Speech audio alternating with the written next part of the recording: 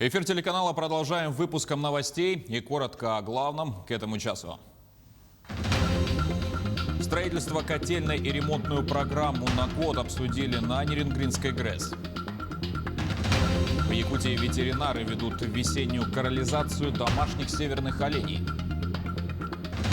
А в столице региона презентовали электронный якутско-русский словарь. Оперштаб Якутии по борьбе с распространением коронавируса напомнил, что в период предпраздничного ажиотажа нужно помнить о мерах санитарной безопасности.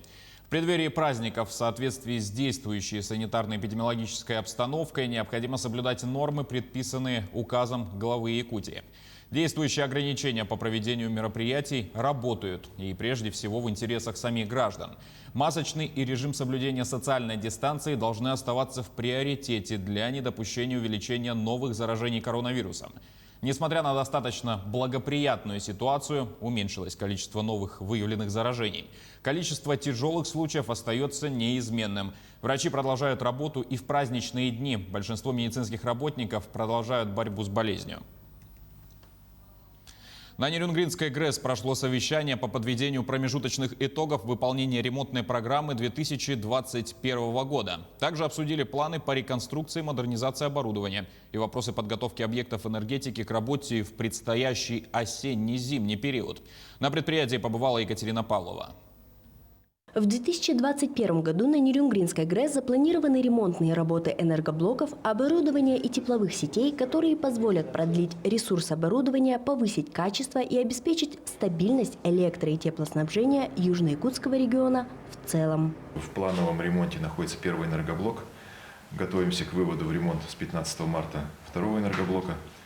Те объемы работ, которые мы запланировали, они будут выполнены. На сегодняшний день разработаны все организационно-технические мероприятия, заключены договоры с подрядными и субподрядными организациями, идет поставка необходимого оборудования. Сегодня те контракты, которые они заключили, должно приехать около 150 человек каждый год для того, чтобы выполнять работы. Поэтому наша задача сегодня организовать и обеспечить людей жильем, чтобы люди не чувствовали себя как-то некомфортно, чтобы люди выполняли работу. Потому что теми силами, которые сегодня есть на территории Нерюнгринского района, эти работы выполнить самим невозможно. Поэтому потребуется обязательно приглашение других каких-то организаций. На Нерюнгринской ГРЭС также разработаны ремонтные программы в период с 2021 по 2024 годы, в которых учтены реновация оборудования, восстановление изношенных узлов, улучшение технико-экономических показателей. Особое внимание было уделено реализации инвестиционных программ. Обсуждалось строительство котельной в поселке Чульман, которое на сегодняшний день прошло обоснование инвестиций, где выполнена оценка капитальных затрат и экономической эффективности. По проекту планируется строительство новой газовой котельной на территории Чульманской ТЭЦ. Заинтересовали участников совещания планы энергетиков и по секционированию участков магистральных тепловых сетей внутри города, согласно которому устанавливаемые в тепловых камерах запорные устройства позволят подавать теплоноситель на город раздельно, по очередям. Реализация проекта повысит рабочий ресурс тепловых сетей и даст возможность отсечения аварийных участков при возможных внештатных ситуациях. Екатерина Павлова, Вадим Барашков, Нерюнгри. Ветеринары проводят весеннюю корализацию домашних северных оленей. Это пересчет животных и отделение маточного поголовья от основных групп. Она проводится до 20 марта в 4 оленеводческих стадах. 7 ветеринарных специалистов проводят плановые мероприятия. Берут пробы крови для диагностики, вакцинируют против сибирской язвы и исследуют на паразитов. Также вакцинацию и профилактику проходят собаки, задействованные в стадах. Ветеринары планируют разложить в тундре брикеты-приманки с вакциной против бешенства для хищников. Алданскую библиотеку закрыли на ремонт. Ранее мы сообщали, что учреждение станет отвечать современным требованиям и запросам пользователей, так как там произведут модернизацию. Сотрудникам библиотеки помогают студенты Алданского политехникума. На время работ все информационно-библиографические услуги предоставляются в удаленном онлайн-режиме. Желающим читать электронные книги или слушать их аудиоварианты предоставлен бесплатный доступ к электронной библиотеке Литрес. Для регистрации необходимо иметь прописку в Алданском районе. Кроме того, в райцентре будут организованы точки чтения и пункты буккроссинга, где также можно выбрать интересную литературу. Сегодня состоялась презентация электронного якутско-русского словаря Василия Мигалкина для пользования посетителей сайта edersas.ru Сахамедиа. Он включает в себя 102 032 слова. Словарь отвечает нормам литературного языка саха. Его преимуществом перед имеющимися переводными якутско-русскими трудами и пособиями является богатство представленных грамматических форм якутского слова, которые наиболее часто вызывают затруднения при переводе с якутского на русский язык и обратно. Напомним, что Василий Васильевич в 1994 году разработал программу «Spellchecker», проверяющую орфографию якутских слов. Я попросил своего молоденького коллегу Леонтьева Нергуна Анатольевича, который создал интернет-приложение. И сейчас через интернет любой желающий, неважно на какой точке планеты находится, может спросить, и может спросить на русском языке, может спросить на якутском языке, как будет с якутского на русский язык. Саха-фильм готовит к выпуску новую картину, основанную на реальных событиях. Озвучка в эти дни проходит в стенах студии регионального кинопроизводителя. Так, в картине рассказывается про 1941 год, когда был ограблен золотой прииск в Алданском районе бандитами. Как рассказала команда киноленты, фильм был снят несколькими частями. На это повлияла и пандемия коронавируса. Чтобы выпустить качественный продукт с отличным звуком, режиссер-постановщик усердно работает над переозвучкой фильма. Ведь во время съемок много посторонних звуков и шумов, которые порой не сразу дают должный эффект. Сразу же после этой работы фильм пойдет на массовый показ. Переозвучки – это довольно частое событие. Бывает, часть оставляют из записанного на съемках, а часть уже переозвучивают.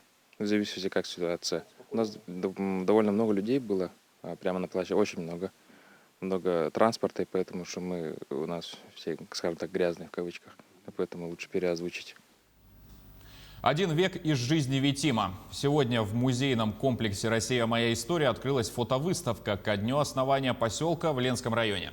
Она перенесет посетителей на 400 лет назад. С экспозицией успел ознакомиться и наш корреспондент Алексей Лукьяненко. Он на прямой связи со студией.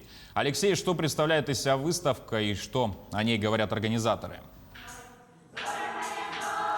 Здравствуй, Василий. Мы сейчас находимся на первом этаже музея. Как вы можете видеть на своих экранах, в данный момент проходит торжественное открытие экспозиции. Это у нас зал лекторий, собственно, в котором и размещены сами фотоснимки. Их представлено здесь порядка 40, но мы знаем, что их на самом деле гораздо больше, более 350.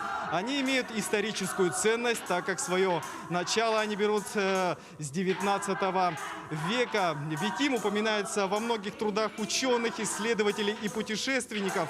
Он является началом Иркутско-Якутского тракта, воротами в Золотой край. На открытии присутствуют представители Ленского района, общественные деятели. И также рядом с нами находится Михаил Павлович, краевед Ленского района. Здравствуйте, Михаил. Скажите, когда и кем были сделаны эти исторические снимки? Здравствуйте. Эти снимки нам пришли из второй половины 19 века. Тут большие слова благодарности нужно академику Обручеву сказать, Злыгостеву, который снимки начала 20 века, и 50-е годы Файко сделал несколько снимков очень характерных мест Витима. Скажите, вот как я упоминал уже ранее, то, что снимков на самом деле гораздо больше. Хотелось бы узнать, по каким критериям был произведен отбор фотоснимков? Ну, во-первых, снимки, которые были как по душе, во-первых. Во-вторых, снимки, которые в большей мере отражали поселок. Не просто людей, а поселок. Ну и жителей, конечно, работников. Скажите, пожалуйста, сколько продлится выставка? И есть информация о том, что также, возможно, в дальнейшем она будет также представлена в Москве. Так ли это? Ну, насколько я владею информацией, выставка в Якутске продлится примерно месяц, насколько я знаю. И вторая часть, что Витим очень надеется, что она попадет в Москву, чтобы в Первопрестольной тоже увидели, узнали наш поселок. Спасибо вам огромное, Михаил. Также хотелось бы отметить, что выставка бесплатная, так что уже с сегодняшнего дня горожане смогут прийти и, так сказать, окунуться в прошлое на 4 века назад. И от себя лично хотелось бы добавить, что на выставку прийти нужно и важно, потому что это является частью нашей с вами истории. Ну, на этом у меня все. Василий. С выставкой, посвященной большому юбилею поселка Витим, нас ознакомил мой коллега Алексей Лукьяненко. Алексей, спасибо. И на этом у нас пока все. Корреспонденты продолжат следить за новостями. Не забывайте носить маски, дезинфицировать руки и держать социальную дистанцию. До встречи в эфире.